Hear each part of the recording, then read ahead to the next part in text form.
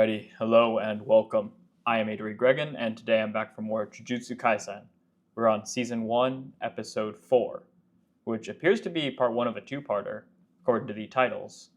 And it looks like we're going to be diving into a jail, where there's a potential special grade curse appearing. And potentially one of our 3 first years dying, though I'm a little iffy about that. I wonder if this will be a sort of either a misconception or a dying in order to revive them, or who knows, maybe we'll lose one of our core 3 and they won't be part of the core 3. I guess we'll just have to see. But last time was quite a fun episode. We got introduced to Kugisaki Nobara, who, let's see how to describe her. She's very lively and unpredictable. And there's my entry for the how to describe somebody if they're right behind you contest. So she's quite interesting. She's not quite the loose cannon that Power is in Tevil and Chainsaw Man, but she's got just enough clashing with, yet occasionally synchronizing with Yuji, our main character, that it creates a great dynamic where you can never tell if they're both going to get along perfectly or if they're going to be completely at odds. It's also kind of hard to tell what she's thinking, both in the present and for her motivations. We learned about Saudi-chan, who came in from Tokyo to the countryside where Nobara used to live, and she was basically pressured to move out because the villagers assumed that she was looking down on them because she's a city folk. The implication, as we saw from the backstory, is that they're a little bit sour because of industrial attempts to build highways and probably cut straight through their village, if not cut through land that is effectively theirs. And so there's that tension, that clashing. Nobara herself doesn't seem to carry these beliefs. If anything, I would say she's probably she got pushed in the opposite direction because they pushed away Saudi-chan, who she was close with. And as a result, the implication is that she's moved to Tokyo to either find Saudi-chan again, or at least to be closer with her, because that is where she grew up and likely where she returned to. So that's Nobara. We also learned that she has quite an interesting fighting style, where she's got a hammer and picks, except she uses them as projectiles. And she can also, if she has some sort of limb or some sort of part of a curse, then she can actually basically use a doll and affect them through the doll. A term that I forgot to look up since last episode, and I'm still completely blanking on it. Really need to look that up. But that's most of what we got last episode. Then obviously we left off getting ready for the what looks like some sort of prison arc, two-parter. So I'm really excited to see how this builds out, how that teaser from last episode will play in, and if we'll get some lasting consequences.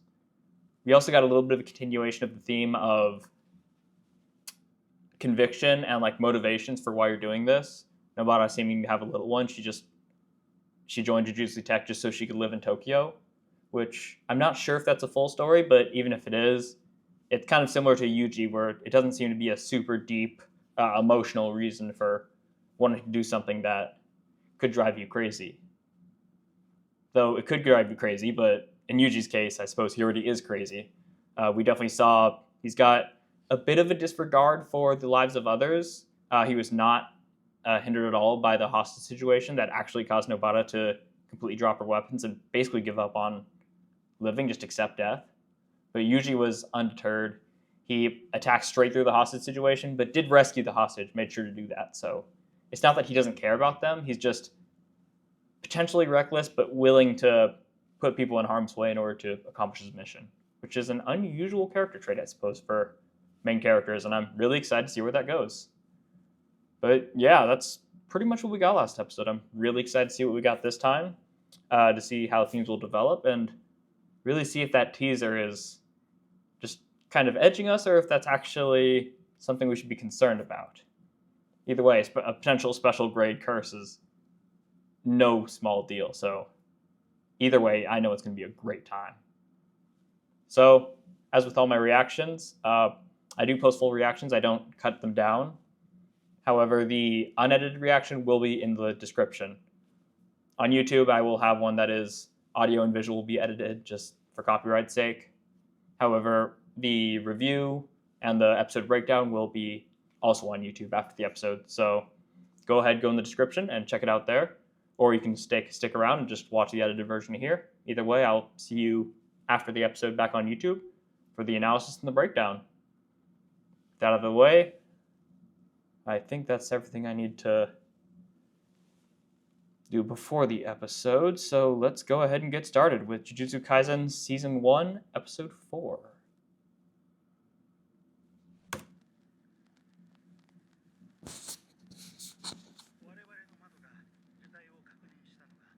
The Cursed Womb. It is the 3, okay.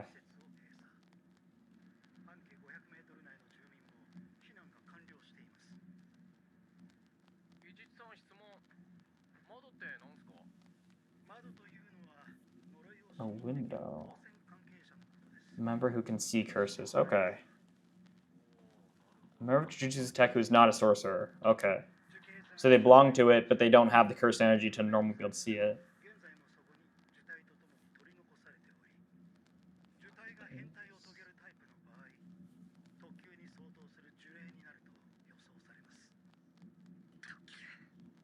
Because it's a womb, yeah. You don't want to see it when it like grows, when it hatches, when it is given birth. Thank you for the slideshow.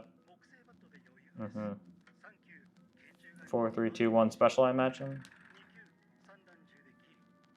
With a shotgun. Even a tank. Oh, wow. I appreciate the use of military analogy so us Americans can understand.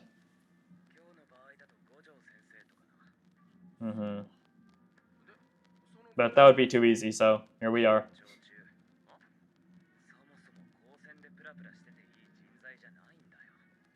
Yeah, he's way too strong.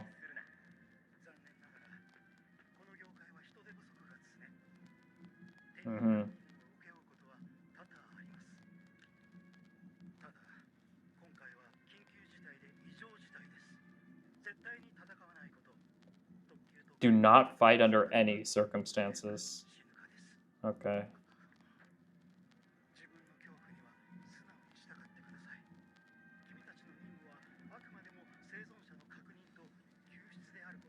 Okay, verification and rescue. Oof. Oh, that's... Yeah. That's not good.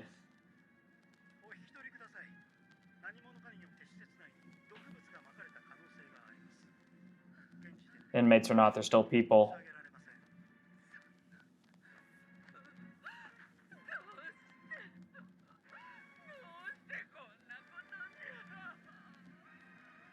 It's a world of curses. All these non-proper deaths. Yep. Good. Stretch.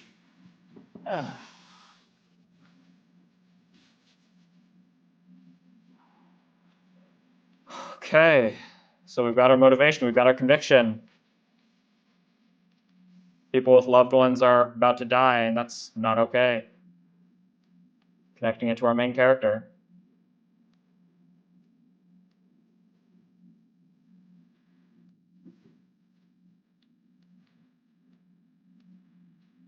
So obviously it's not going to work out according to plan, right? We're going to end up having to fight. I'm curious if this will be a good chance for us to see how well or how poorly their teamwork is, if they can work together or not, or if they can even agree whether to fight or to run, because I'm sure that kind of conflict will come up. Potentially, if things get bad enough, we might actually need someone to save us, but we'll see. I want to believe in our little our three stooges, if you would.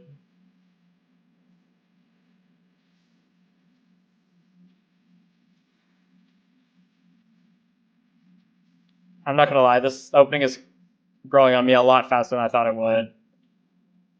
Oh, there's a little distortion there I didn't even notice before. I'll check that out later. The animation's great and all, but I'm kind of hit or miss with the song. It is growing on me. Cursed womb must die.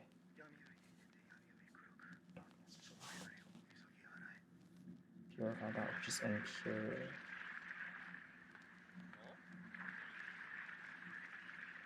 Oh, interesting. Yeah, it's a field. Interesting.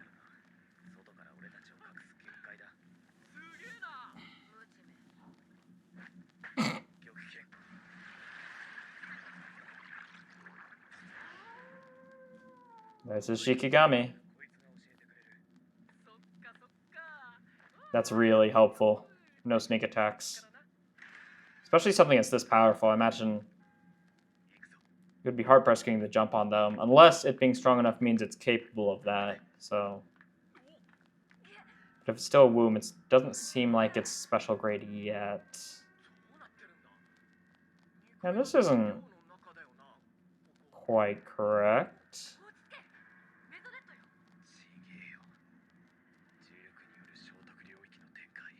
Innate domain. I have heard the term of domain expansion. I know Gojo has it. I don't know what that is, though, specifically. Her composure just shattered.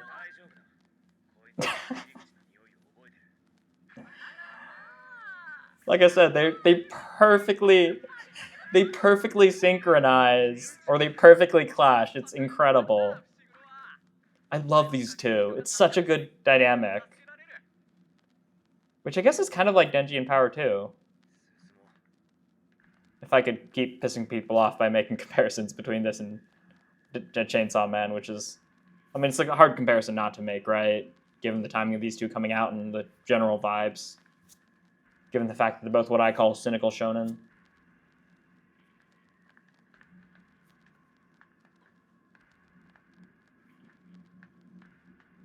I won't stop, by the way. Oh, what in the... Is that a... Oh. Was that a person? I mean, that obviously was, but... Tadashi... Oh, no.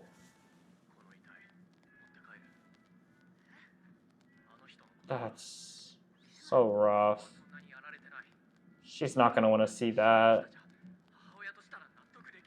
At least, like, cover most of it, right? Everything but the face.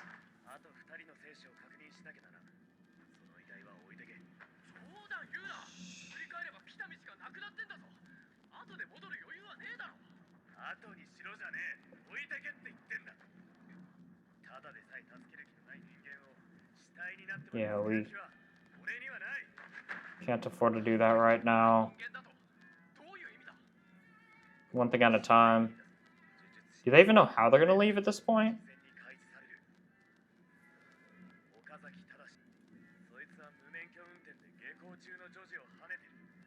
Oh.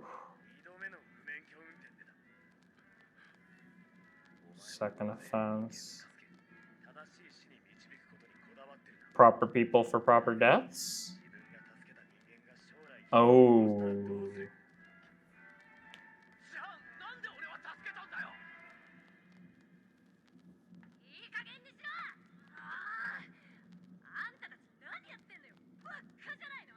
That's interesting. What do you do if someone you saved ends up doing bad? Like, how do you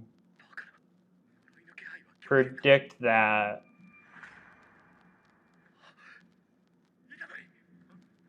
It's a Shikigami, though. It'll be fine, right?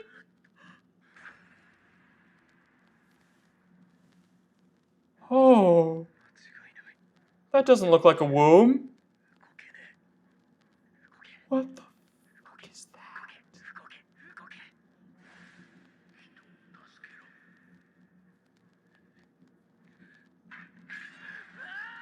Don't fight, but I guess you don't have a choice. Oh.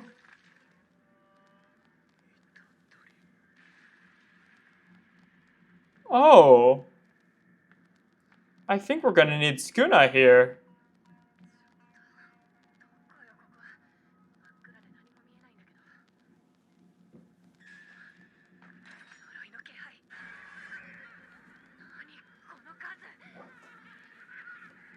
Is this all one curse, or is it... What is happening? Wow, he's got a lot. He's a full Pokemon master, isn't he? Oh, that was clean. That was a clean shot. Wow. That was really nice.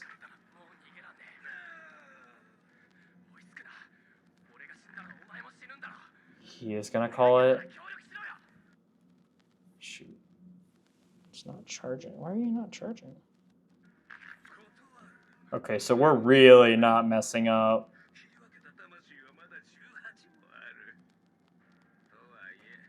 So they all do have part of him.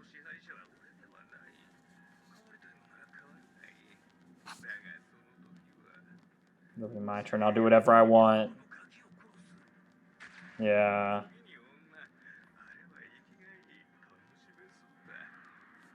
Piece of shit.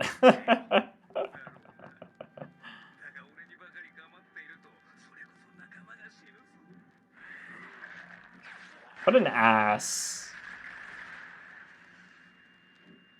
What was that?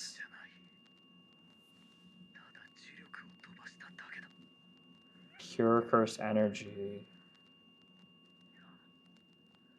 So rather than use the energy to create a spell, he's just releasing just raw energy.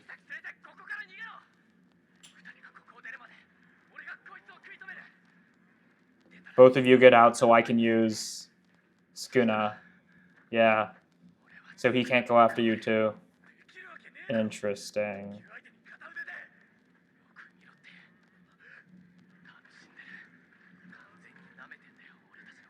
Mm-hmm.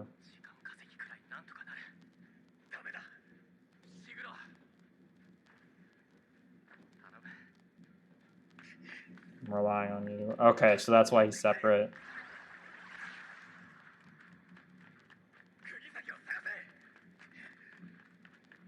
But it's not just that they have to deal with. They also have these.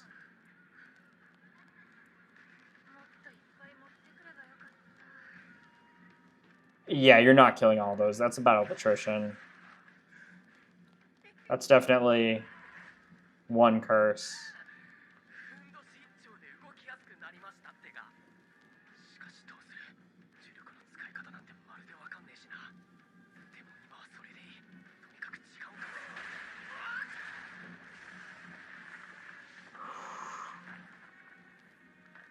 Not good.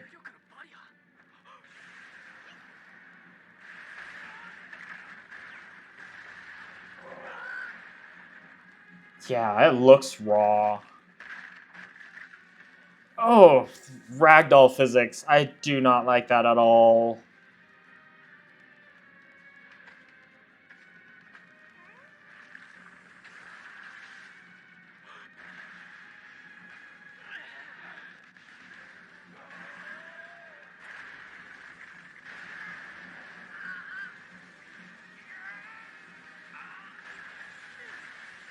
Oh. Oh, that's a hard pass. Oh.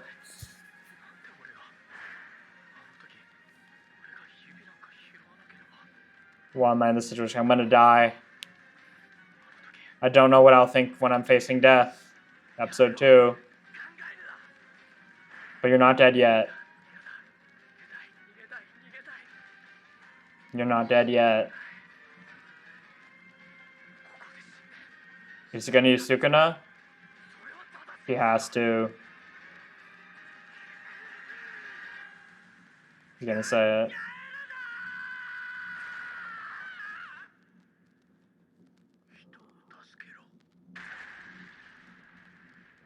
Jeez.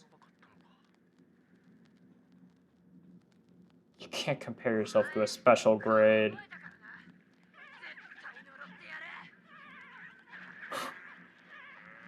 Oh, there are a bunch of them. What happened to the masks? Okay. Fushiguro's here. He's got a toad of his own.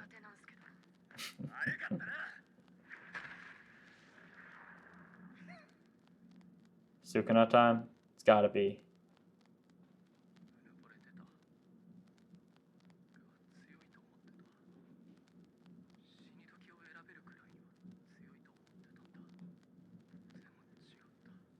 No one can choose that.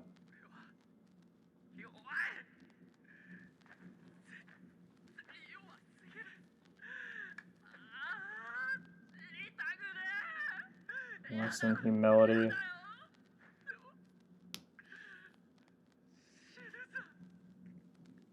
He's crying.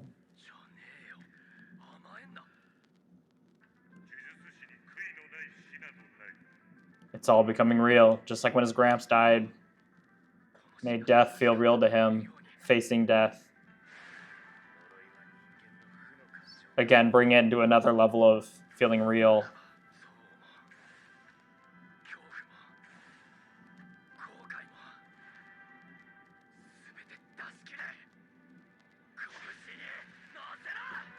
Use his negative energies to increase his own strength, his own cursed power?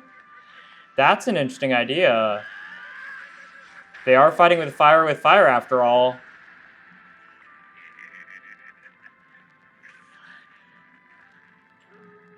Because they're becoming curses of their own in a sense. Interesting.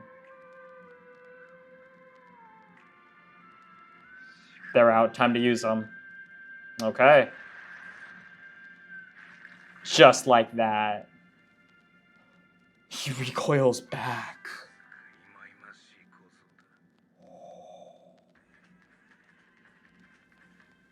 Ooh. Still got those incredible mid-cards. Was there one in episode 2 and I just missed it? I feel like 3 was the first time I saw it. The complete voice change is crazy. And he's terrified.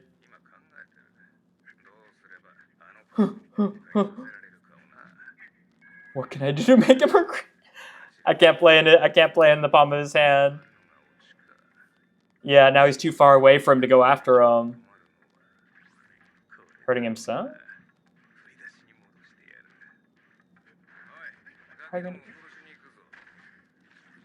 He's terrified now. So he's trying to lead him. He's gonna try attacking him? Oh, that is the wrong choice. He just regenerates like that? I accidentally healed at this one? What?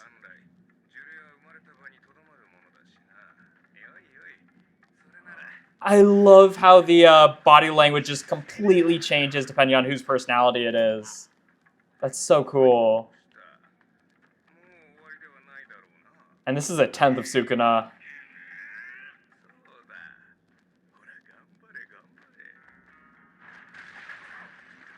Okay, so he's doing what Yuji wanted anyways, just for his own reason.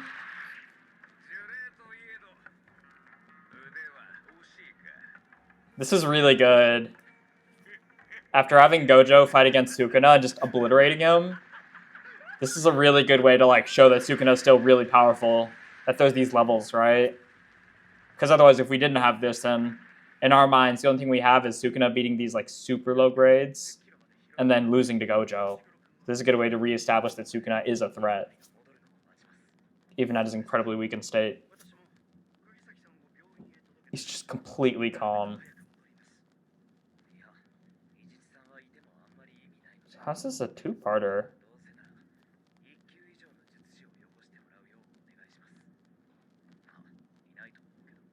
Don't tell me that thing isn't the womb.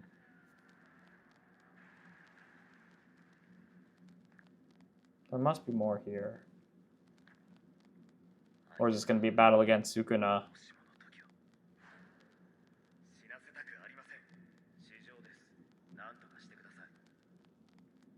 But why were those your personal feelings? Because you got him wrapped... because you got him wrapped up into this?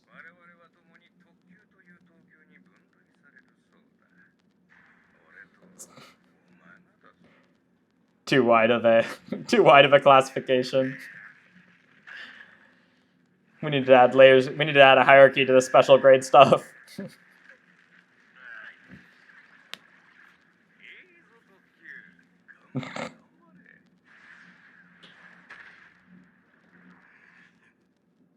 Now he's getting into the fight. He's getting interested.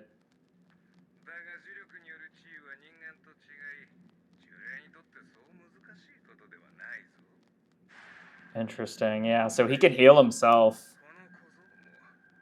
because he's basically now a curse. Which means humans should also be able to heal if they have enough cursed energy, enough control over it. Domain expansion. Okay, here we go. I would assume it's a signature power unique to each person. Malevolent Shrine.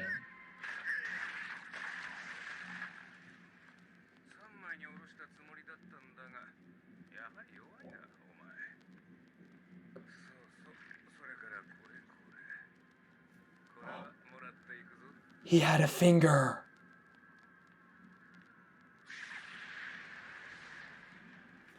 And it's just dead? There's no way that's the womb.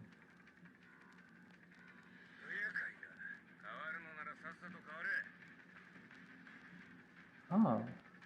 What's going on?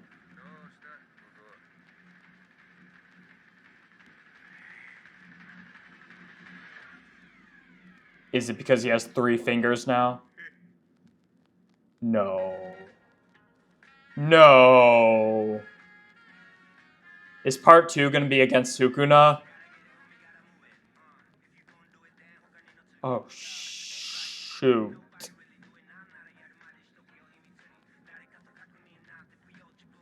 I really don't like this ED song. This ED overall.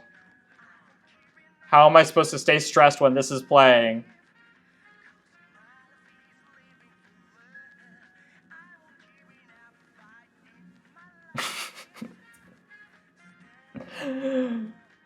How am I supposed to stay angry, stay upset when this is happening?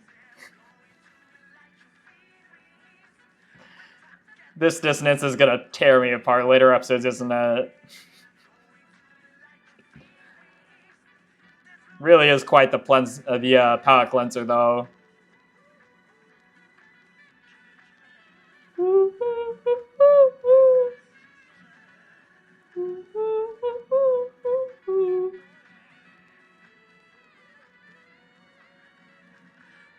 Lost.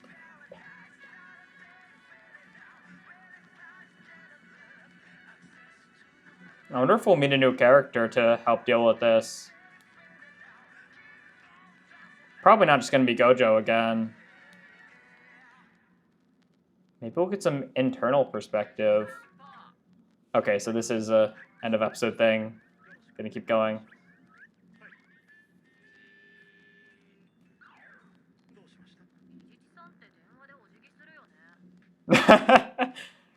That is a Japanese thing.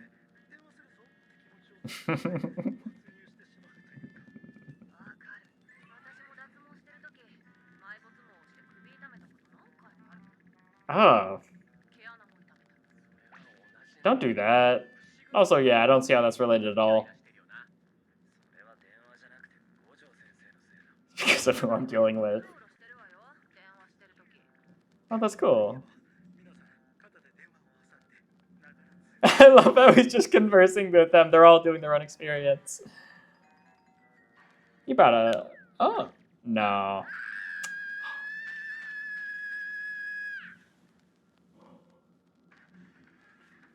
That's tragic. Whoa, that is a good one to end it off on. Okay.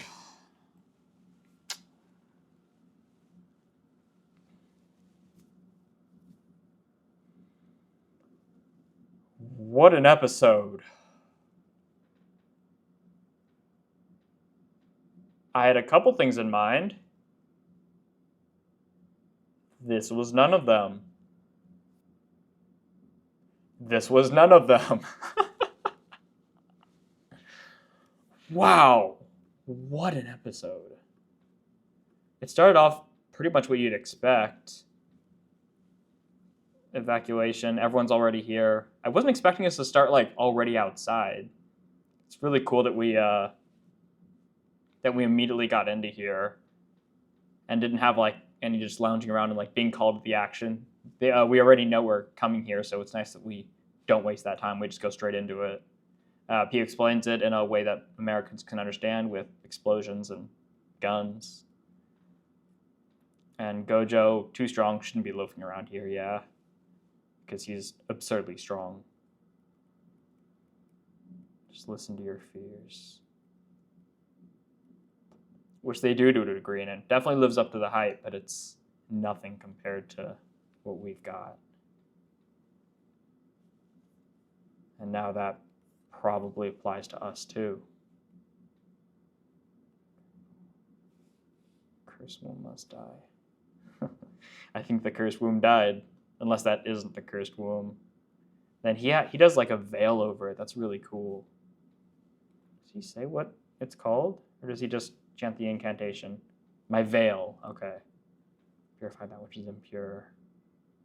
Conceals us from the outside world. Okay, yeah, so it can't go. So no one sees anything crazy that happens, and if it just conceals, it can probably still affect the outside world, though. And they've got a nice doggo, rest in peace. Innate domain. Okay. So we've got innate domains and we've got domain expansions. And we've also got adorable Nobara faces. One of those is not like the others. But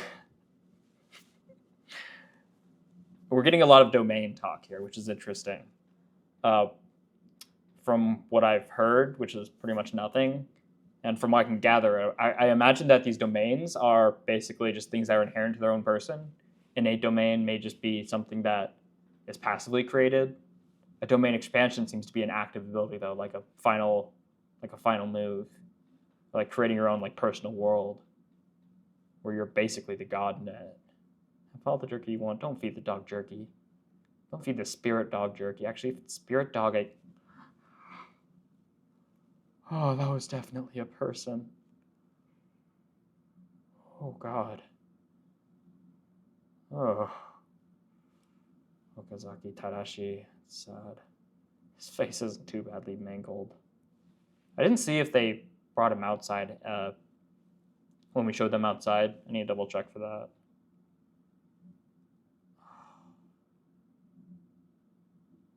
Birth mother can't go missing. Yeah, people with complicated lives doing complicated things.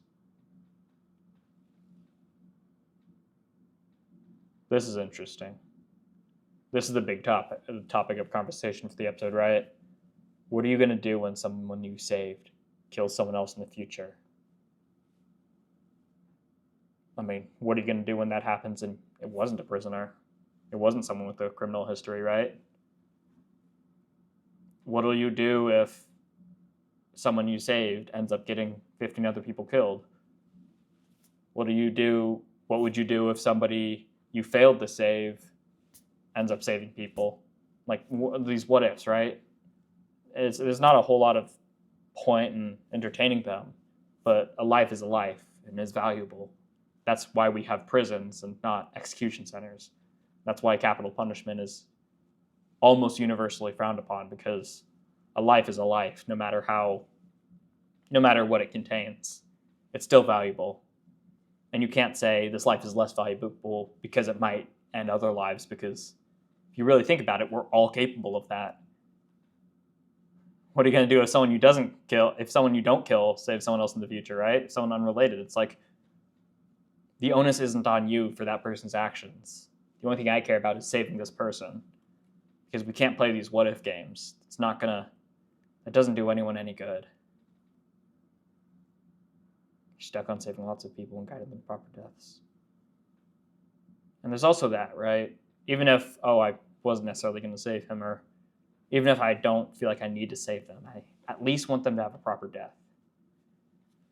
And that's a hard statement, right? There's no contingent there. It's not contingent on them living proper lives. It's not like, if you're a good person, then why don't you have a proper death?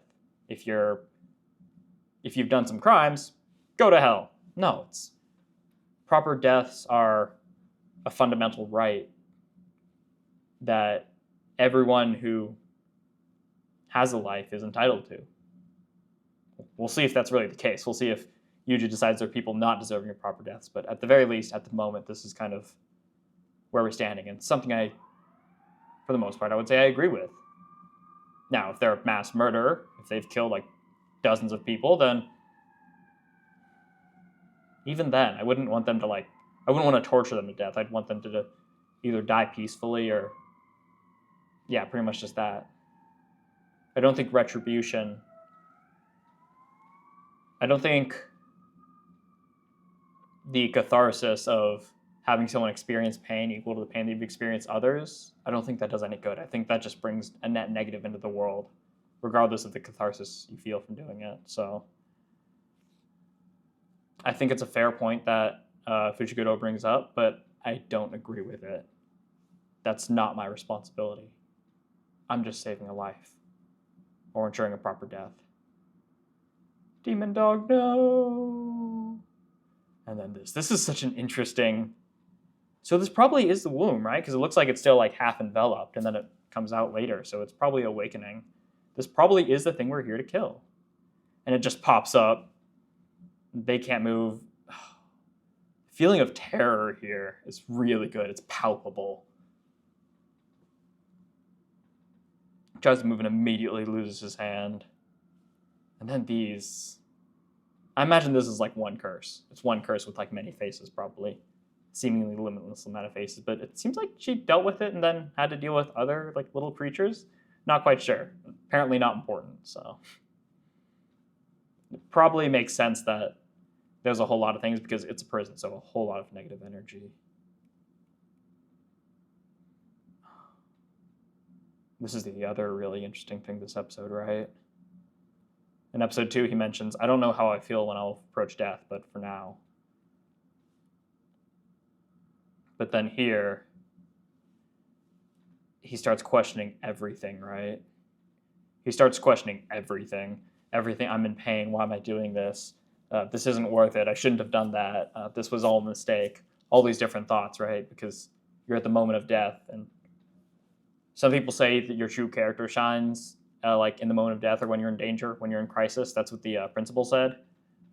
I don't disagree with that. I don't think that's quite fair, though, to assume that's someone's true character necessarily. Or at least it's not their full character. It may be like the core, their depths of their core. But even if it is, it doesn't imply it's not static, right? Even though that's the core of your character, it doesn't mean it can't change. Otherwise, when they're faced with death every time, they would have the same reaction. But I assume, if not for the next couple times, at least for this time and the future, compared to future times, his reaction is going to be completely different. He'll grow used to it, or he'll be able to accustom himself to it. He'll learn how to adapt, because it's the first time, right? It's something he's never experienced before, facing the infinite, right? The infinite abyss. That first started to become real when his grandfather died, and now is coming for him. He's staring the Reaper in the face. Don't think. Just focusing on saving others. And this is a humbling lesson, showing how far he has to go. Because before we've never seen him struggle before against a creature since eating Sukuna. And even before eating Sukuna, he was holding his own remarkably well against what Fushiguro mentioned are some pretty high-grade curses. And yet, he's been completely humbled because this is his first special grade. And just some random curses. Just some toads, freaky smiles, and another toad, but it's ours. I thought I was at least strong enough to choose when I died. No one gets to choose that, though. You can be strong enough to choose where you won't die, to a certain degree, right? If you're strong enough, then you know you won't die in a street fight because you can hold your own. If you're strong enough to not die against certain low-level curses, you know you won't die there because you're strong enough. But to a degree, even then, you can't necessarily choose where you die. You never know what's going to happen. You never know what life's going to throw at you.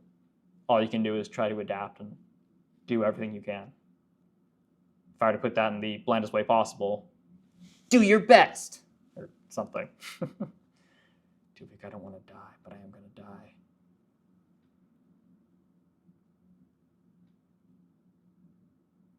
yeah, you can at least have your death be a proper one. You can endeavor, do whatever you can to make sure that happens. This is really cool. This is a really nice development of using cursed energy, fighting fire with fire. Since they're created with negative emotions, curses are created with negative emotions, so it stands to reason that if we use cursed energy, our negative emotions can fuel our own curses to a degree. It's the same power system, effectively. Which also makes me think that when Sukuna healed himself, that's probably something that humans can do. This guy just being completely terrified by Sukuna. Sukuna trying to make Itadori regret it, but this thing just had to open its stupid mouth. So he pummels it.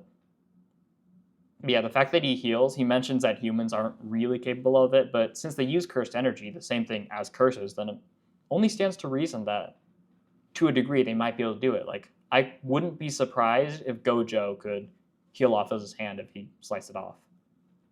I don't see a reason why not. Oh, here.